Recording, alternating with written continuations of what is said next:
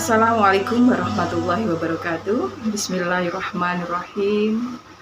Innal hamdalillah nahmaduhu wa nasta'inuhu wa na'udzu billahi min syururi anfusina wa min sayyiati a'malina. May yahdihillahu fala mudhillalah wa may yudlil fala hadiyalah. Asyhadu an la ilaha illallah wahdahu la syarikalah wa asyhadu anna Muhammadan abduhu wa rasuluh la nabiyya ba'da. Al-ayah amma ba'd. Mahasiswa-mahasiswi yang dirahmati Allah, alhamdulillah pada kesempatan kali ini Ibu akan menyampaikan tentang hal-hal yang perlu kita lakukan di saat menghadapi virus pandemi ini, pandemi corona. Jadi memang luar biasa ya dampak dari virus corona. Selain melayangnya jiwa, juga banyak dari kita ini yang tentunya merasakan kesedihan, ya, gegana, gelisah, kalau merana ya. Kalian mungkin banyak ya yang gegana ya, karena biasanya bisa kuliah tatap muka jadi tidak bisa ya. Jadi yang biasanya hidup normal ya, bisa ketemu teman dan sebagainya, nah sekarang tidak bisa gitu ya. Lalu bagaimana dalam perspektif agama agar kalian bisa tidak merasakan sedih yang teramat sangat, atau sedih yang berlarut-larut, atau gelisah, cemas dan sebagainya? Tentu ada obat untuk itu semua yang ditawarkan oleh Islam. Yang pertama, Al-Quran Asyifa ulinnas. Al-Quran itu obat loh, obat bagi manusia, tidak hanya jasmani ya, maupun tidak hanya jasmani saja, tapi juga rohani.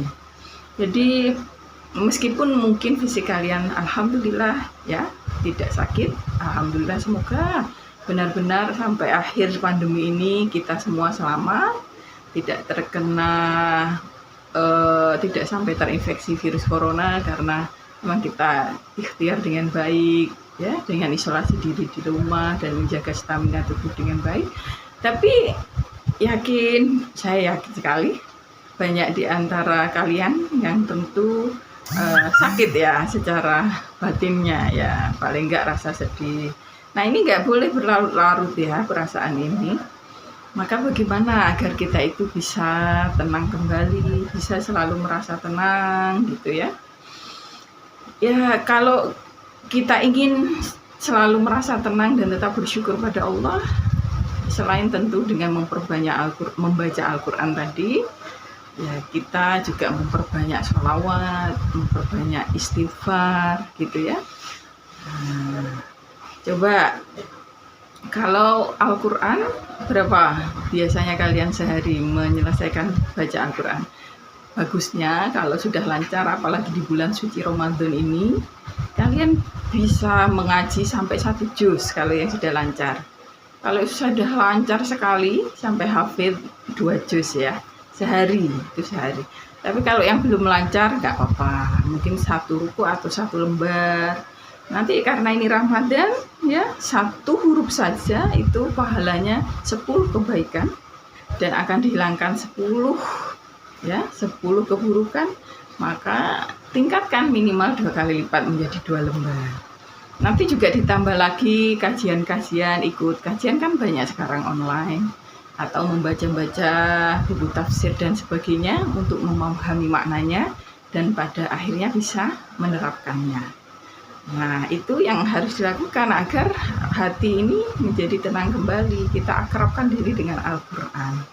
Kemudian yang kedua perbanyak istighfar ya. Jadi dengan ketika setiap saat merasakan kesedihan, kegelisahan, kegundahan, tarik nafas panjang-panjang, kemudian beristighfar. Tarik nafas yang panjang ya, kemudian beristighfar. Itu harus terlatih, karena kalau tidak seperti terlatih itu seringnya lupa, tiba-tiba bad mood bisa.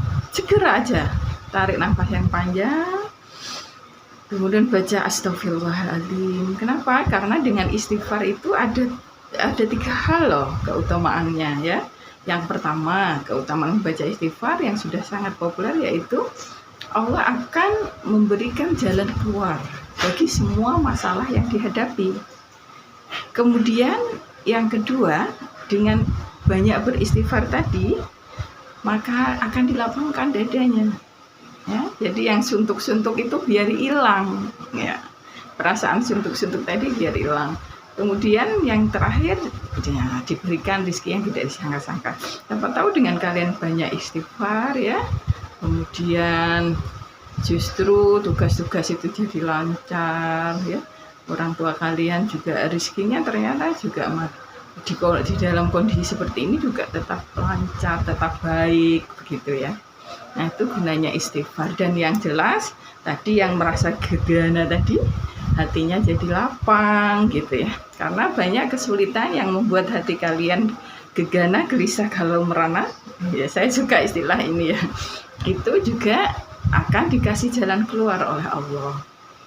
Mungkin ini hal yang biasa kalian dengar ya, akan tetapi sekedar saling mengingatkan, biasanya lupa kalau tidak diingatkan. Selanjutnya, karena waktunya sangat pendek, ala bidzikrillahi tatma'innul qulub. Dengan berzikir, hati kita ini akan menjadi tenang. Hati kita ini akan menjadi lapang. Maka dari itu, perbanyaklah zikir kepada Allah. Karena dengan berzikir itu kita menjadi tenang, kita itu menjadi lapang, begitu ya.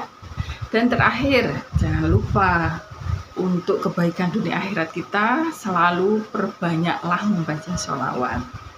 Ayo kita baca sholawat bersama yuk.